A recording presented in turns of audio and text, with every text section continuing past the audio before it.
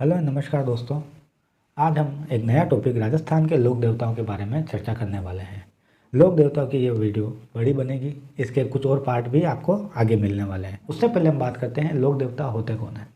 देखिए, लोक देवता वह देवता होते हैं जिन्होंने स्थानीय स्तर पर समाज सेवा का काम किया हुआ, धर्म सुधार का काम किया है, तो उन्हें लोक देवताओं की उपाधि दे दी जाती है और इनके जो स्थान होते हैं वह पवित्र स्थल माने जाते हैं। अब हम बात कर रहे थे पंचपीरों के बारे में। तो सबसे पहले आपको ये ध्यान रखना है कि पंचपीरों के अंदर कौन कौन से देवता शामिल होते हैं। तो पंचपीरों के अंदर गोगा जी, रामदेव जी, पाबू जी, हड़बू जी और मेहाजी मांगलिया शामिल हैं। एक बार फिर से समझिए, गोगा जी, रामदेव जी, पाबू जी, हड़बू जी और मेहाजी मांगलिया। अब यहाँ प्रश्न यह आता है कि इन पंचपीरों के अंदर तेजाजी महाराज का नाम नहीं है, और इसी चीज़ को ध्यान रखना है। एग्जामिनर कितनी बार ऐसा क्वेश्चन दे देता है कि निम्न में से पंचपीरों में शामिल नहीं है और वहाँ पर तेजाजी का नाम दे देता है। और तेजाजी इतने विख्यात हैं, इतने प्रसिद्ध हैं कि हम कन्फ्यूज़न के अंदर तेजाजी को भी पंचपीरों के अंदर शामिल कर लेते हैं। तो ये ध्यान रखना है, तेजाजी पंचपीरों के अंदर शामिल नहीं है। आज की वीडियो के अंदर हम गोगा जी और रामदेव जी से संबंधित जो भी इम्पोर्टेंट फैक्ट है उनके बारे में चर्चा करने वाले हैं। तो फिर आज शुरुआत करते हैं। सबसे पहले देखते हैं गोगा जी के बारे में। हम गोगा जी को पढ़े उससे पहले हमको गोगा जी के बारे में थोड़ा सा ध्यान देना है कि गोगा जी जिनका जन्म कहाँ हुआ था। जिनका जन्म हुआ था ददरेवा चूरू में। ददरेवा कहाँ पर है? ददरेवा चूरू में। दूसरी चीज़, गोगा जी की मृत्यु कहाँ पर हुई थी? तो इनकी जो मृत्यु हुई थी, इनकी मृत्यु हुई थी आपके गोगामेड़ी हनुमानगढ़ में। कहाँ पर? गोगामेड़ी हनुमानगढ़ में।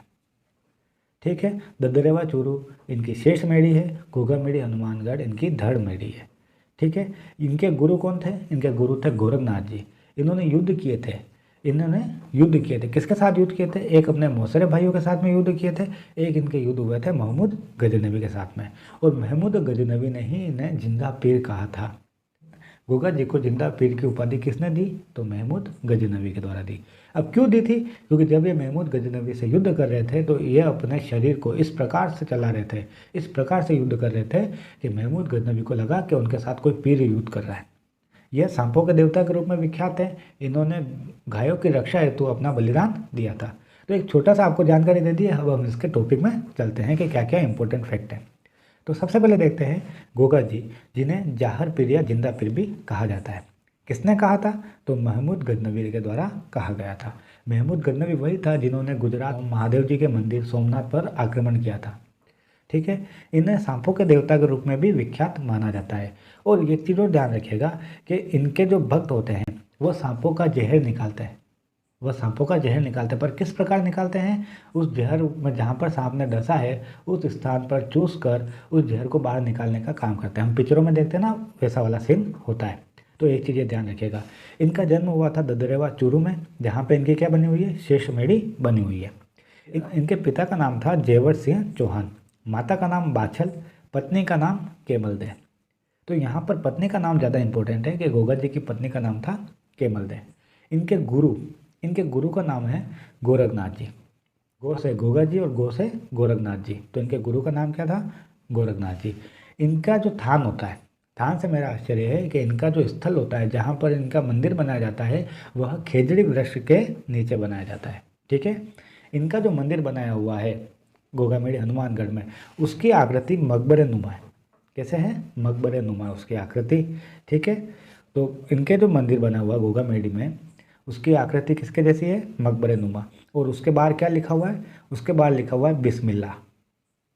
उसके आगे लिखा हुआ है बिस्मिल्लाह। ठीक है, इनका एक और युद्ध हुआ था, वो हुआ था इनके मौसेरे भाई अर्जन और सर्जन के साथ में, जहाँ पर इनकी मृत्यु हो गई थी लड़ाई करते हुए। ये गायों की रक्षा हेतु इन्होंने अपना बलिदान दिया था। अब मैं गायों की रक्षा हेतु इसलिए बोल रहा हूँ बार बार, क्योंकि कितनी बार एग्जाम में क्वेश्चन ऐसा आ जाता है कि निम्न में से कौन से लोक देवता ऐसे हैं जिन्होंने गायों की रक्षा हेतु अपना बलिदान नहीं दिया।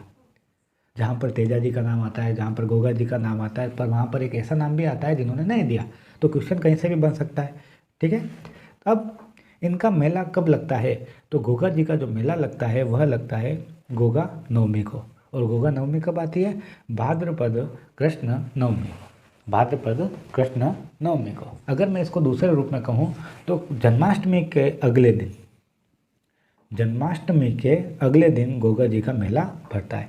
अब यहाँ पे एक छोटी सी चीज़ और आपको बताना चाहूँगा कि हमारे जितने भी पंचपीर हैं, जितने भी पंचपीर हैं, उनमें से केवल पाबू जी को छोड़ दें, केवल पाबू जी को छोड़ दें, उनके अलावा जितने भी पंचपीर हैं उनका मेला भाद्रपद महीने में ही भरता है। सिर्फ पाबू जी का जो मेला भरता है वह चैत्र अमावस्या को पड़ता है। तो एक कॉमन सी चीज़ है कि आपको ये पता चल जाए कि पाबू जी को छोड़ के अन्य सभी पंचपीरों का मेला आपके भाद्रपद महीने में लगता है। तो इनका मेला कब लगता है? भाद्रपद कृष्ण नवमी यानी जन्माष्टमी के एक दिन बाद।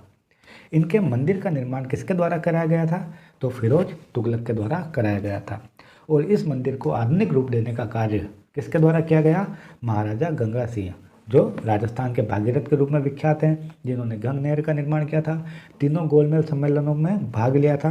बहुत सी बातें जब हम इतिहास पढ़ेंगे तब इस पर चर्चा करेंगे। और इनके पुजारी जहर को मुंह से चूसकर निकालते हैं। ठीक है, तो हमने गोगा जी के बारे में पढ़ लिया। एक चीज़ और ध्यान रखिएगा कि गोगा जी की ओल्डी कहाँ पर है?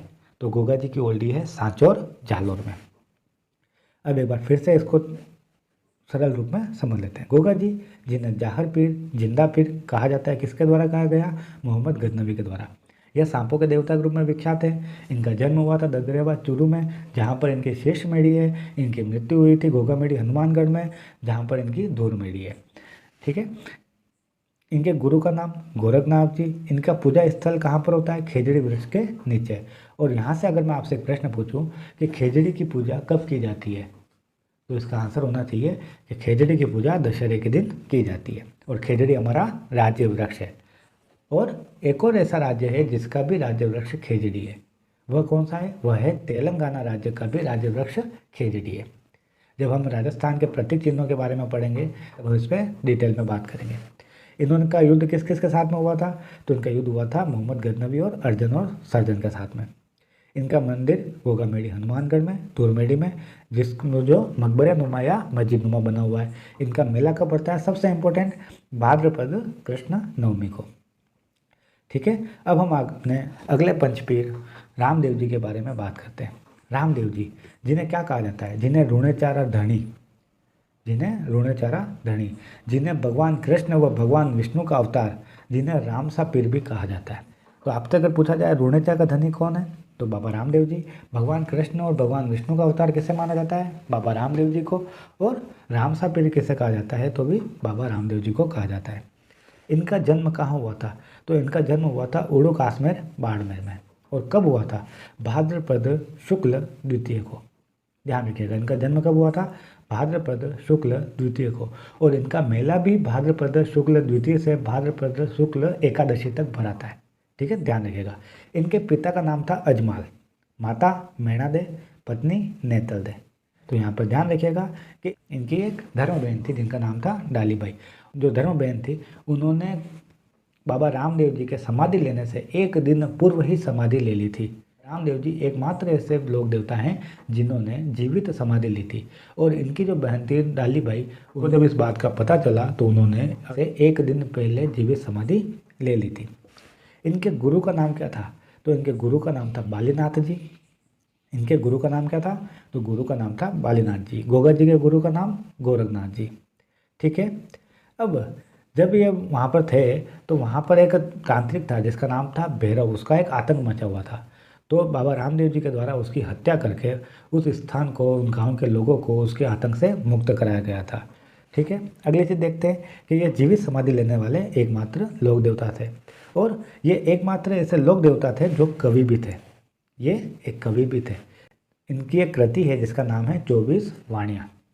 प्रश्न बार बार पूछा जाता है कि 24 वाणियाँ किस लोक देवता से संबंधित है? तो वह है बाबा रामदेव से। अब बाबा रामदेव जी ने एक पंथ चलाया था जिसका नाम है कामड़िया पंथ। पंथ का क्या नाम है? कामड़िया पंथ। और इस पंथ का सबसे बेहतर जो नृत्य है उसे कहा जाता है 13 ताली नृत्य। यह एक महिला प्रधान नृत्य है जिस पर महिलाएं अपने हाथ और पैरों पर मंजीरें बांधती है और एक विभिन्न कलाओं से उनको बजाती है जो लोगों को मंत्रमुग्ध कर देती है।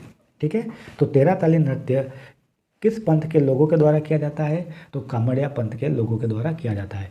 अब प्रश्न आता है कामड़िया पंथ किसके द्वारा चलाया गया? तो बाबा रामदेव जी के द्वारा। अब एक और चीज़ आती है कि 13 ताली नृत्य को विश्व स्तर पर पहचान किसके द्वारा दिलाई गई, तो उनका नाम था मांगी बाई।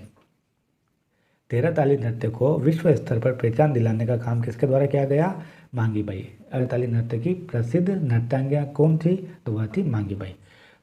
रामदेव जी का जो गीत होता है वह लोक देवताओं में सबसे लंबा गीत होता है, यह ध्यान रखिएगा। रामदेव जी का गीत लोक देवताओं में सबसे लंबा गीत। अब आप बाबू जी से कंफ्यूज मत होइएगा, बाबू जी का जो गीत है वह सबसे प्रसिद्ध गीत है, जबकि लोक देवताओं में सबसे लंबा गीत किसका होता है, रामदेव जी का। अच्छा, अब लोक देवियों में सबसे लंबा गीत किसका होता है, जीर्ण माता का, है ना, जीर्ण माता, जिनका मंदिर कहाँ है, सीकर में, जिन्हें मधुमक्खियों की देवी भी कहा जाता है। वो जब हम लोग देवियाँ पढ़ेंगे तब उस पर चर्चा करेंगे। और अब बाबा रामदेव जी के पगलियों की पूजा की जाती है, किसकी, पगलियों की। अब और क्या आता है, कुछ टर्मिनोलॉजी आती है, जैसे नेजा।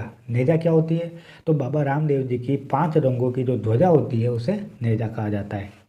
बाबा रामदेव जी के वहाँ जो रात्रि जागरण होता है उसे जम्मा कहा जाता है। और मेघवाल जाति के जो भक्त होते हैं उन्हें लिखिया कहा जाता है। और जो तीर्थ यात्री जो अलग अलग स्थानों से पैदल, गाड़ियों पर, मोटरसाइकिल पर, साइकिलों पर आते हुए दिखते हैं उन्हें कहा जाता है जातरू। तो बाबा रामदेव जी की ध्वजा को क्या कहा जाता है, नेजा। रात्रि जागरण को कहते हैं जम्मा। मेघवाल जाति के भक्त कहलाते हैं लिखिया। और तीर्थ यात्री कहलाते हैं जातरू। ठीक है। अब इन्होंने जीवित समाधि कहाँ पर ली, तो इन्होंने जीवित समाधि ली थी रुणेचा के राम सरोवर तालाब के किनारे पर।